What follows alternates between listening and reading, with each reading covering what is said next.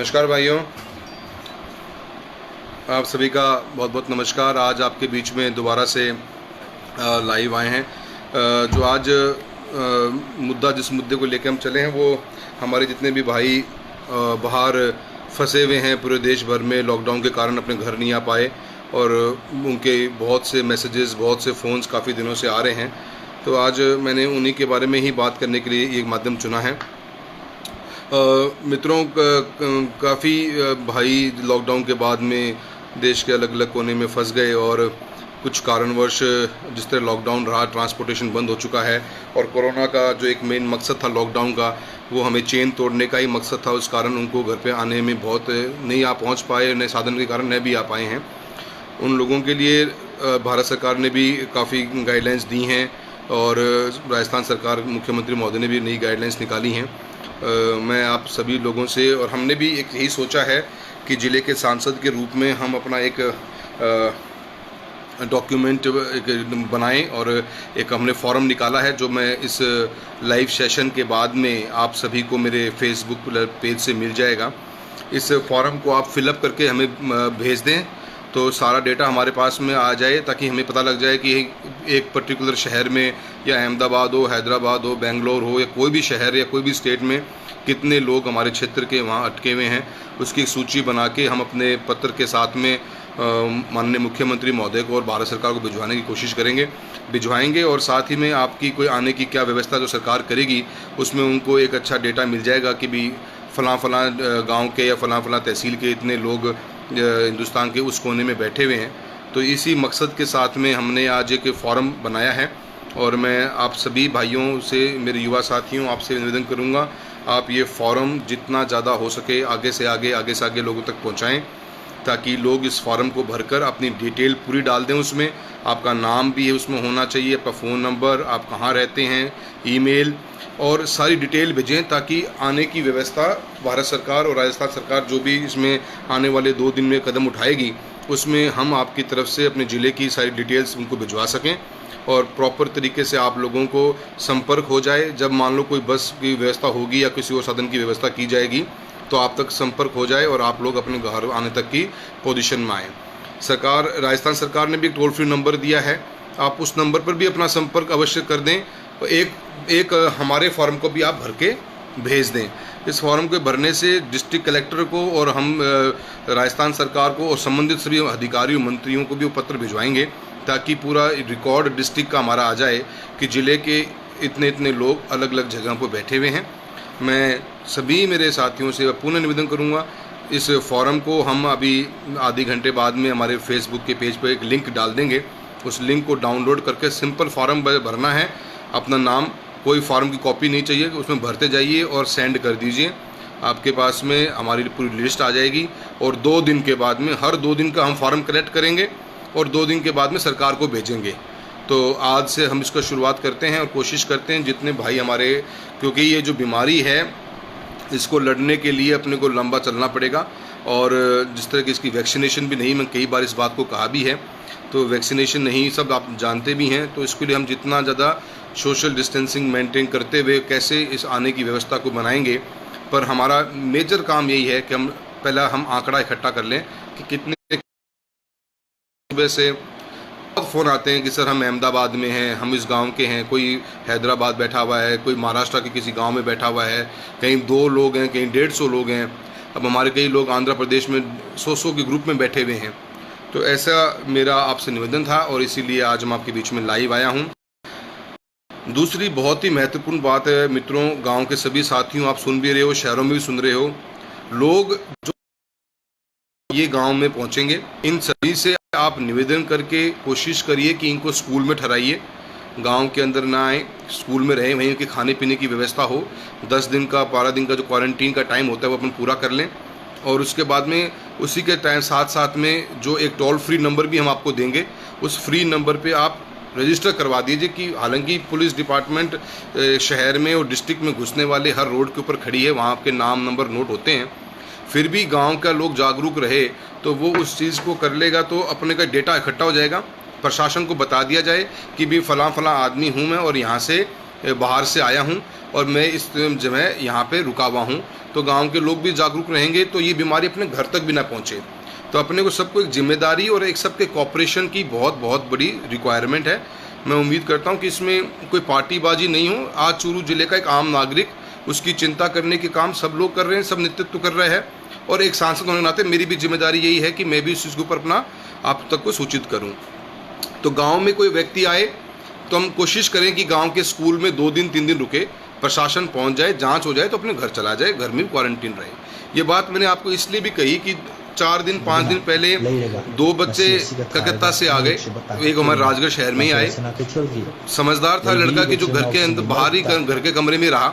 4 दिन के अंदर उसकी तबीयत थोड़ी खराब हुई, उसने खुद ने चल के प्रशासन को बताया और अब उसकी जांच हो रही है। अगर ऐसा व्यक्ति सीधा घर में घुस जाए तो एक की जगह वो 500 को बीमार कर देगा। तो हमें थोड़ा ध्यान भी रखना है और इस चीज़ को कोई भी पर्सनल होने की बात नहीं है। बीमारी ऐसी है, सब लोगों का साथ और सहयोग चाहिएगा, तभी ये काम हम इस लड़ाई को लड़ पाएंगे। काफ़ी अच्छा लोगों ने काम किया है। आज मैं राजल देसर भी गया था, रतनगढ़ भी गया था, वहाँ के हमारे विधायक महोदय साथ थे हमारे।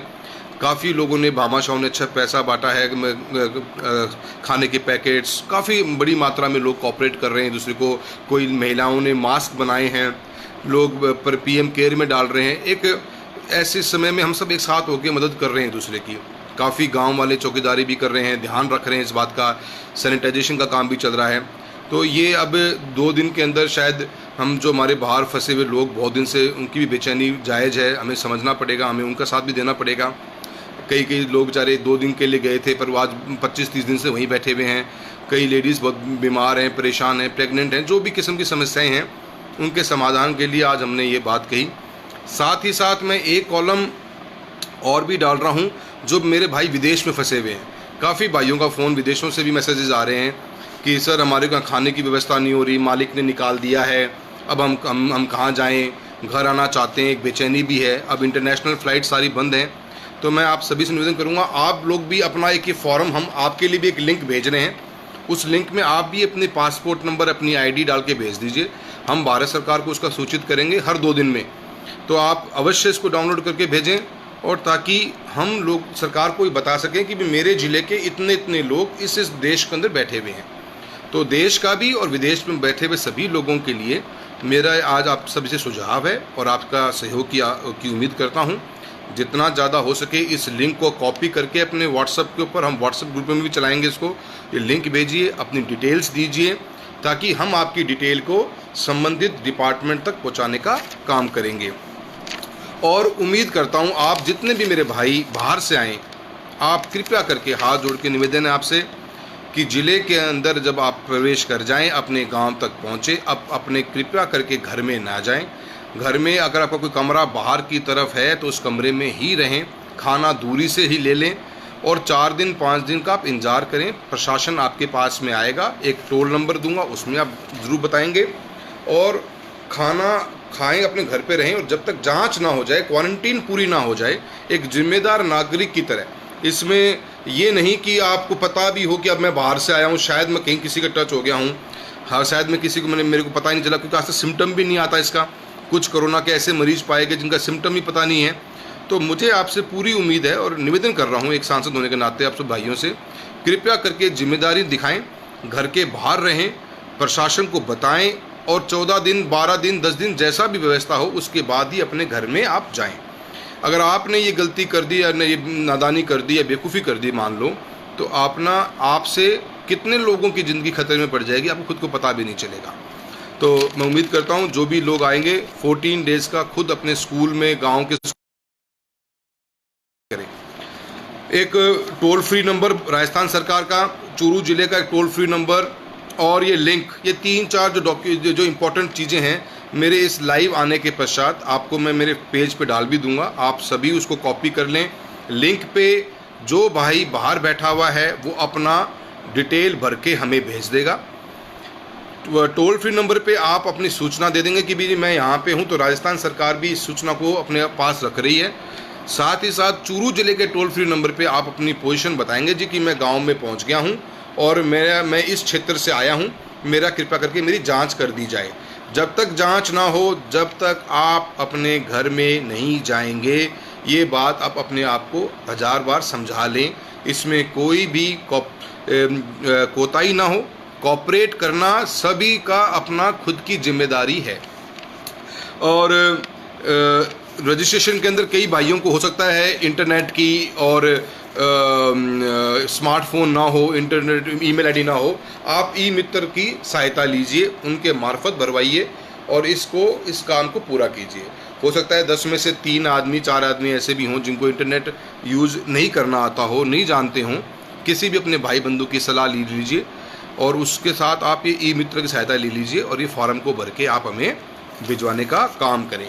मेरा आप लोगों के पास में आने का इतना ही इसलिए मकसद था कि मैं चाहता था कि अगर ज़िले के अंदर अगर आप हमारे बाहर के लोग आ रहे हैं तो वो सचेत होकर आएँ, एक जिम्मेदार नागरिक के रूप में आएँ और हम उनकी कितनी मदद कर सकते हैं उसके ऊपर हमने क्या जो विचार बनाया वो यही बनाया कि सबका डॉक्यूमेंट इकट्ठा करके सरकार को पहुंचाएं कि भी मेरे ज़िले के इतने लोग यहाँ फंसे हुए हैं, बाकायदा हम लेंगे और ताकि जो भी सरकार व्यवस्था करेगी ताकि आप तक वो व्यवस्था पहुंचती रहे। मेरा पूरा ऑफिस और मैं आप लोगों के लिए कम्प्लीटली तैयार हैं। व्यवस्थाएं करने का काम है। पिछले कुछ दिनों में हमने चूरू ज़िले के अंदर जो हमारे फ्रंट लाइन वर्कर्स हैं लिए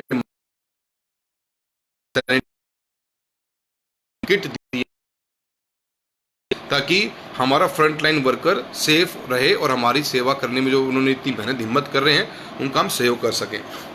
चूरू ज़िले के लिए कोविड टेस्टिंग मशीन अपनी इस हफ्ते में आ जाएगी। उस टेस्टिंग मशीन के आने के पश्चात अगर केसेस बढ़ते हैं, ऐसी पोजीशन आती है तो अपने को उसमें बहुत ज़्यादा हेल्प मिलेगी। और मैंने हर जगह डॉक्टर से मिलकर यही कहा, जिला कलेक्टर को भी कहा है कि सांसद निधि जो भी हमारे पास बची है, क्योंकि आने वाले 2 साल की आप जानते हैं प्रधानमंत्री फंड को हम दे चुके हैं, जितनी बची ज़िले की मेडिकल फैसिलिटीज़ के लिए ही रखेंगे ताकि क्योंकि आज उम्मीद हो सकती है कि 8 महीने 10 महीने बाद में हमारी दवाई निकले, इसकी कोई वैक्सीनेशन आए, तब तक हमें सचेत रहना पड़ेगा, तैयार रहना पड़ेगा। सारे संसाधन हमारे पास में होने चाहिए। उसके लिए आपके सांसद के रूप में हमेशा आपके बीच में रहूँगा मैं। और एक बार पुनः दोबारा उम्मीद करूँगा मेरे द्वारा बताई गई जो बातें आपको मैंने 2 बताई हैं, देश में रहने वालों के लिए, विदेश में रहने वालों के लिए, लिंक को जितना हो सके आप फॉरवर्ड करें और ये फॉर्म भर के भिजवाइए। हर 2 दिन में सूची को भी मैं डालूँगा कंप्यूटर के ऊपर, मेरे पेज के ऊपर कि आज ये सूची हमने दे दी है, आप क्रॉस चेक कर लीजिए आपका नाम उसमें है कि नहीं है, ताकि आपको उस हिसाब से कोई कमियां हों तो हम दोबारा आपको दे सकें।